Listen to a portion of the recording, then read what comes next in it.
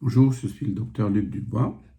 Aujourd'hui, je vous parle de la conception jusqu'à la naissance. Chaque mois, en principe, entre l'âge de l'adolescence jusqu'à la ménopause, une femme a une ovulation. Et c'est la moitié de la période de 28 jours. C'est toujours une moyenne à 28 jours. Quand il y a une ovulation, il y a un rapport sexuel à ce moment-là, il y a un ovule, et il y a des millions de spermatozoïdes qui vont entrer en catastrophe rapidement à la recherche d'un ovule. S'il y en a un qui touche l'ovule, il rentre, sa queue est coupée et la coquille se ferme. L'ovule ne laisse pas rentrer deux spermatozoïdes, jamais. Alors, à ce moment-là, vous avez la partie code génétique de la femme, qui est la moitié, et l'autre partie génétique de l'homme, qui vont se réunir, ils vont faire de nouveau une cellule qui est complète, comme les chromosomes normaux de l'être humain. La cellule va descendre, l'ovule descend doucement des trompes et va s'installer dans l'utérus. On appelle ça la nidification. Faire un nid, nidification. S'installe dessus et commence à produire des hormones. Cette hormone s'appelle l'hormone HCG gamma. Et ça, c'est le moyen pour constater une grossesse. L'ovule est une seule cellule. Il faut des milliards de cellules pour faire un être humain. Alors, l'ovule commence assez rapidement à se couper en deux, prenant de chaque côté la même quantité de gènes ou de chromosomes pour rester stable.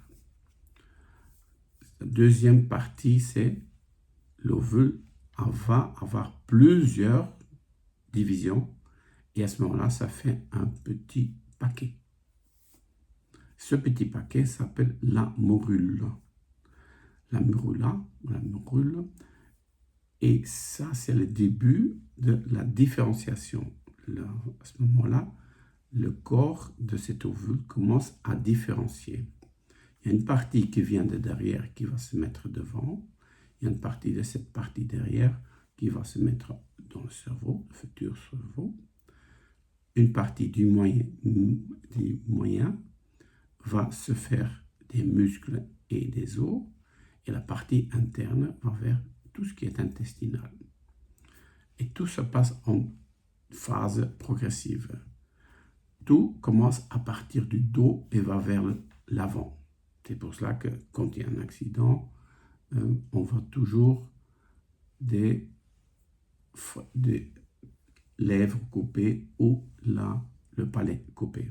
C'est parce que ça vient de derrière, ça vient vers devant. Et ça se ferme ici parfaitement. À ce moment-là, on va voir que la cellule, l'ovule, a déjà produit beaucoup de cellules. Et ces cellules commencent à faire une forme. On voit d'abord le cœur qui bat. Après, on voit un petit cerveau. On commence à voir quelques os. C'est très petit, mais l'échographe peut déjà faire une échographie pour voir à quelle date vous êtes. Et il peut aussi dire que c'est un garçon ou une fille. À ce moment-là, ça grandit normalement. Le médecin demande des tests, comme je vous avais dit précédemment, des tests de sang. Pour être bien, il serait recommandable que la femme peut travailler, mais que ça repose quand même régulièrement, parce que progressivement, ça va devenir important. Une fois les 9 mois passés, la femme commence à avoir des contractions. Et les contractions, ce sont des fortes contractions qui peuvent avoir des fortes douleurs aussi. Ces douleurs sont temporaires, mais sont importantes. Et peut-être elle peut rompre l'eau et l'eau sort du vagin et à ce moment-là, la naissance est en cours. Le gynécologue va constater qu'il y a une dilatation de l'utérus de 2 doigts. C'est encore juste. Si c'est en 3 et 4 doigts, c'est imminent. À ce moment-là, la naissance va se faire rapidement. En principe, l'enfant descend d'abord avec la tête. Et dès qu'il a la tête dehors, il commence à respirer. Et le poumon s'ouvre.